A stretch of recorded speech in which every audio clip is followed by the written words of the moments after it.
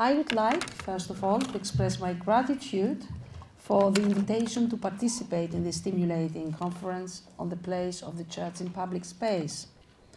It is indeed a challenging issue closely related to the Church's identity and self-awareness, her orientation and purpose.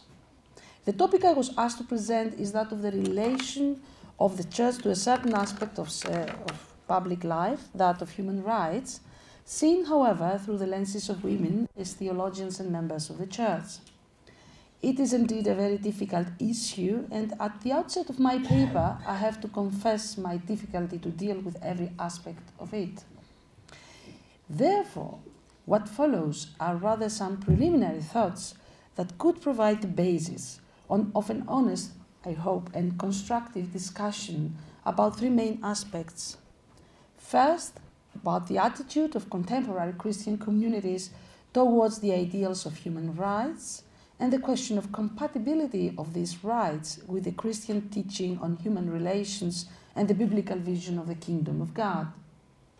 Second, about the way women theologians perceive this relation and their role as members of the Church in a possible theological discussion of this relation.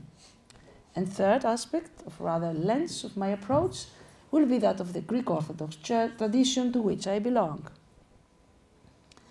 As a point of departure, I would like to use the address of the Ecumenical Patriarch Bartholomew at the Konrad Adenauer Stiftung in Berlin in January 2017. In his speech, the Patriarch openly discussed the position of the Orthodox Church towards human rights. He honestly admitted the difficulty that Orthodox churches usually have in understanding or accepting human rights. Interesting, however, the Patriarch himself stressed the need to abandon this negative stance because he clearly discerned that both the concept of human rights and Orthodox theology's understanding of human personhood share the same respect and acknowledgement of human dignity. His speech is undoubtedly very significant for three main reasons. First, because for the first time, the highest-ranking member of the clergy of the Orthodox Church dares to engage in the discussion on human rights. Second, because he also honestly admits its inability to accept in practice and in a concrete way particular aspects of human rights. And thirdly, because he stresses the need of redefining this position, pointing, however, at the same time to the fact that both sides have different historical, cultural, and ideological presuppositions. Orthodox churches, indeed, often adopt a rather ambivalent position towards particular aspects of human rights, and in many cases opt for an open confrontation with state authority, at least in Greece, when the latter attempts an illegal acknowledgement and protection of these rights. Moreover, some members of the senior clergy adopt a discourse of hate sometimes that is certainly incompatible with the discourse of love that the Ecumenical Patriarch praised in his aforementioned speech. During the first part of the 21st century, the Orthodox Church in Greece officially adopted a harsh language and a radically negative position towards various issues that were clearly related to different aspects of human rights, and especially to the fundamental principle of respect of human otherness. The official position of the Greek Orthodox Church, which is the state church of Greece, seems to ignore what the former UN Secretary General Boutros Ghali described as the dialectics of identity and otherness, of self and the other. This is evident, for example, in the official or semi-official statements, both written or verbal, of clergymen or even of the Holy Synod of Greece regarding the issue of declaring or not one's religious affiliation in official state documents, and most prominently in the ID cards, the decision of the Greek state to modify the content of religious education in primary and secondary schools and to shift from an apologetic and catechetical educational model to a more multi-religious and multicultural one, the legal right of a person to freely decide for the type of their funerary ceremony, and more particularly for the option of cremation, the legal acknowledgement of civil partnership contracts or even of same-sex contracts, or more recently, the debate on gender identities and sexual orientation. Despite the main position of Orthodox theology that every human being is a creature of God and therefore has the opportunity and ability to reach theosis, or the great emphasis on the human personhood that has become one of the trademarks of Orthodox theology in the last decades, in real life, this cannot be easily or unconditionally realized. National or religious categories seem to play a much more important role in this discourse. The national or religious other is perceived as a threat and as a foreign intruder in a society that is allegedly homogeneous in matters of nation, language, or religion, and demands a part of this society's workplaces or wealth, or even equal working conditions and recognition. Finally, this otherness is understood not only in terms of ethnicity or religion, but also in those of gender or sex discrimination. Despite the revolutionary Pauline declaration in Galatians 3:28 that there is no male or female, for you are all one in Christ Jesus, the active participation of women in the Orthodox Church remains a highly sensitive issue, even in the case of the reintroduction of the institution of women deacons, an institution that has never been abolished but only became inactive for centuries, or even in the way that the female body or its biological cycle is treated by canons or everyday church practice. The ambivalent stance of the Orthodox Church towards human rights is also evident in the text of the Holy and Great Synod that took place in Crete in 2016, and more particularly in the documents bearing the title "The Mission of the Orthodox Church in Today's World." In section E, paragraph 5, the authors of the document cite the aforementioned Pauline statement in Galatians 3:28, point to the glory of the Good Samaritan, to the story of the Good Samaritan, and conclude, and I quote, that the Orthodox Church confesses that every human being, regardless of skin color, religion, race, sex, ethnicity, and language, is created in the image and likeness of God, and enjoys equal rights in society. Consistent with this belief, the Orthodox Church rejects the discrimination for any of the aforementioned reasons, since these presuppose a difference in dignity between people. End of the quote. However, in the next paragraph, the authors of the text distance themselves carefully from any full commitment to these rights when, in the Greek version of the text, they employ the rather ambivalent verb, the Greek word is axiologo, namely assess, critically evaluate, when it comes to the practical realization of these equal rights in the life of the church community. So the text goes like that. Now I translate from the Greek text. The church, in the spirit of respecting human rights and equal treatment for all, assesses the application of these principles in the light of her teaching on the sacraments, the family, the role of both genders in the church, and the overall principles of church tradition. End of the quote. Interestingly though, the official English version of the text uses the word value instead of assess, which has certainly a positive semantic content. Is it an innocent slip of the tongue, or rather an indication that the two versions address two different audiences, namely this of the Greek territory and that of the Orthodox English-speaking diaspora? And the same goes with the Russian text and so on, but I don't want to go into that now. The same difficulty to apply the right of equality is evident in other texts of the Synod. There is no clear reference to the role of women in the church, for example, or more significantly, to domestic violence committed mainly against women. It seems that the attempt of this text to appropriate the ideals of human rights and understand them within the context of the church tradition or even its traditional worldview lacks here in perspective.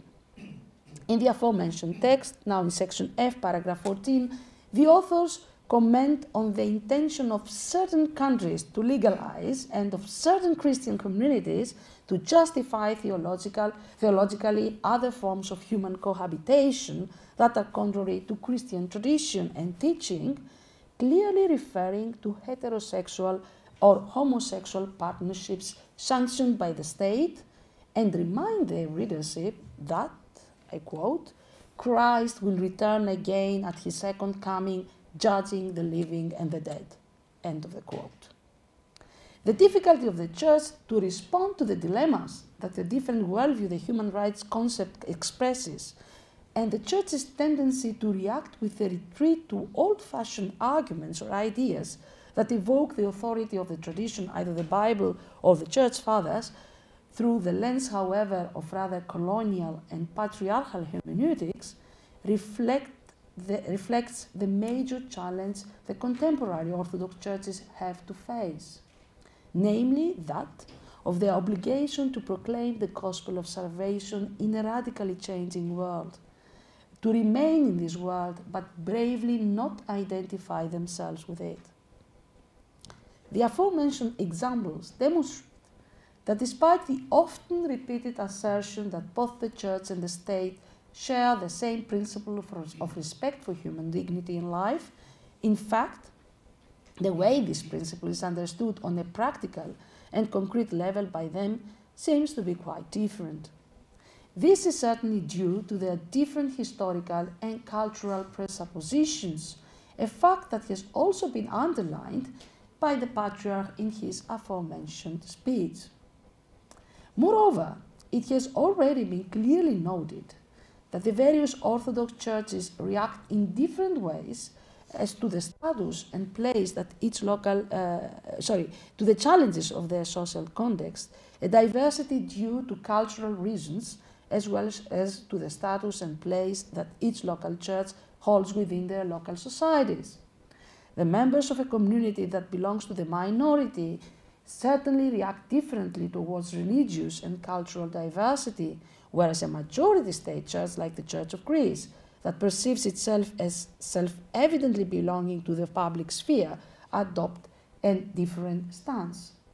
Such a church certainly perceives herself as part of the status quo, or even as one of the guarantors of national coherence and of linguistic and religious authenticity. In this respect, the Church ambiguously, but rather dangerously balances between a secular political role and her spiritual orientation.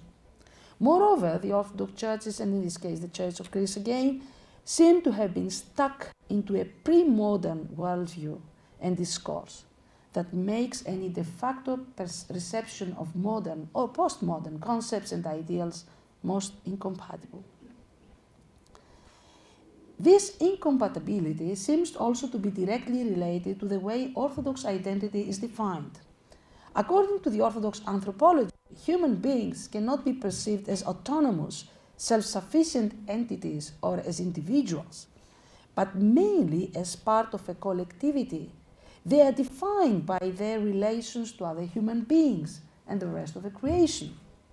This is undoubtedly an important contribution to the discussion of human alienation, the contemporary disconstruction of human relations, or even the ecological crisis. The model creates, however, some significant complications when it is applied in the challenges that derive from the need to find a balance between human individuality and its relation to a collectivity. Admittedly, the claim that the radical individuality, as one proposed in some cases, can cause this alienation and the construction of a society, and this is often justified. On the other hand, though, it is also evident that the ideal of human rights derives from a different anthropological model, namely that of human beings as individuals, and it is a healthy reaction to any radicalization of collective identities and those elements that usually constitute them, namely gender, race, religion, skin color, etc., and to any attempt to ignore or even eliminate individuality in the name of a collective identity. Things certainly become complicated when the discussion focuses on the application of these rights in multi-ethnic, multi-religious or multicultural societies and in relation to the secular state, the media, or in legislation issues that affect family or education. In most cases, a persistent adherence to a worldview of the past results into an inability to discern the change of paradigm or the transformation of social dynamics and structures. It should be noted, though, that this radical change of the cultural and social landscape is a traceable reality that cannot be ignored. Polyphony, multiculturalism, or the diversity of family forms is not only a reality in the Western Europe, but it has become part of our reality in Eastern Europe as well, and in this case in Greece, especially due to the rapid secularization of its society and the influx during the last years of refugees.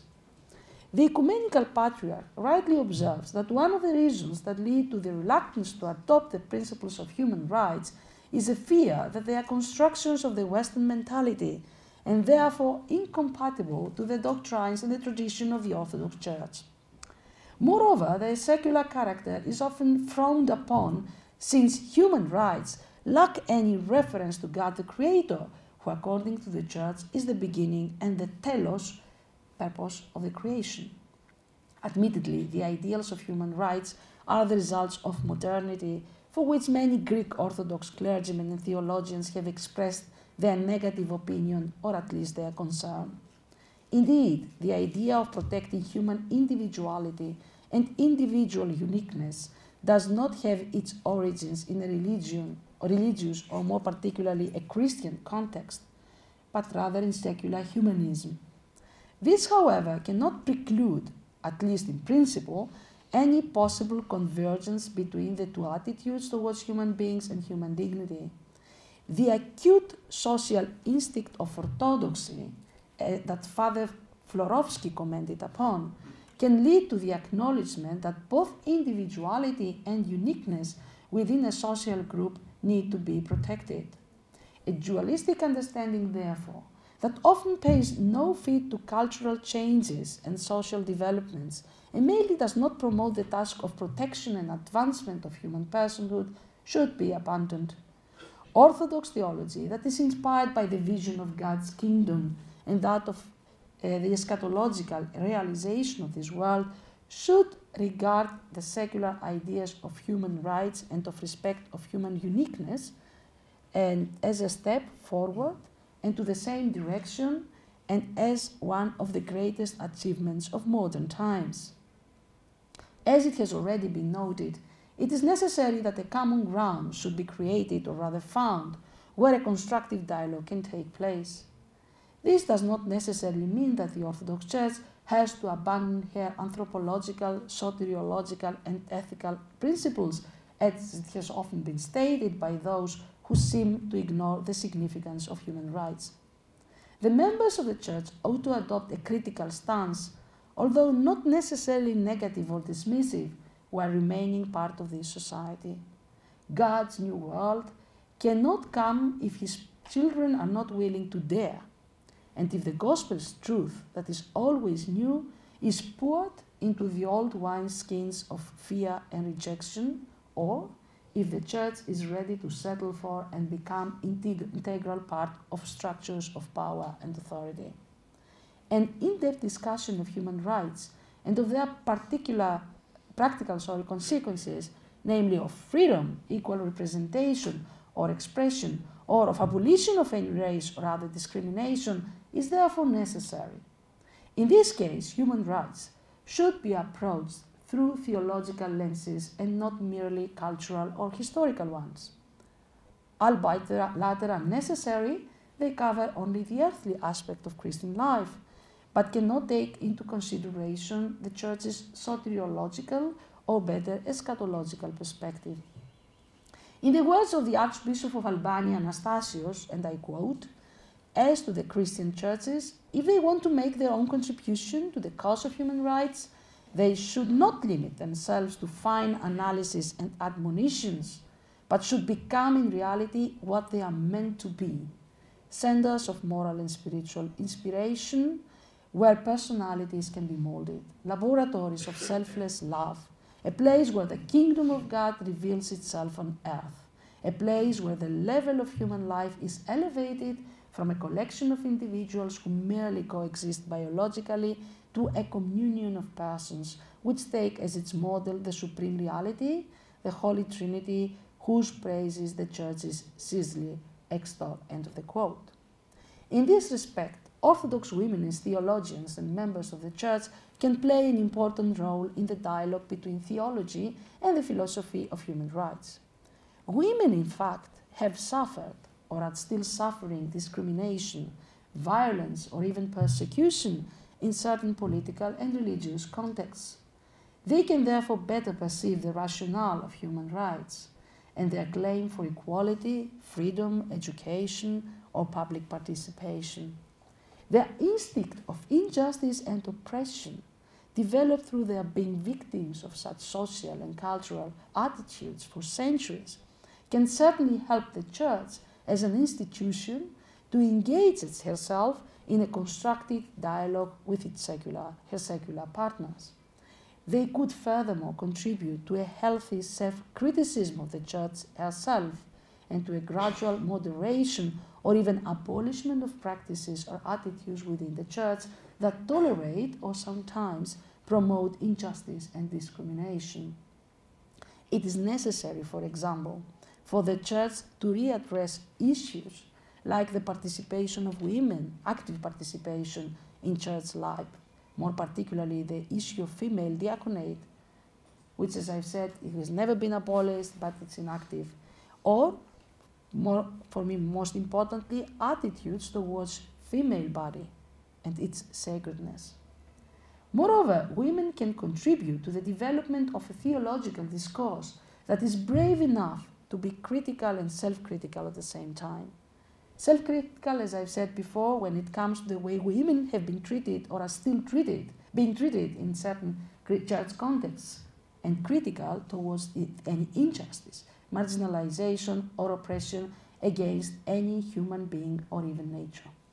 In this respect, women can certainly contribute by promoting two important theological lenses, those of soteriology and eschatology.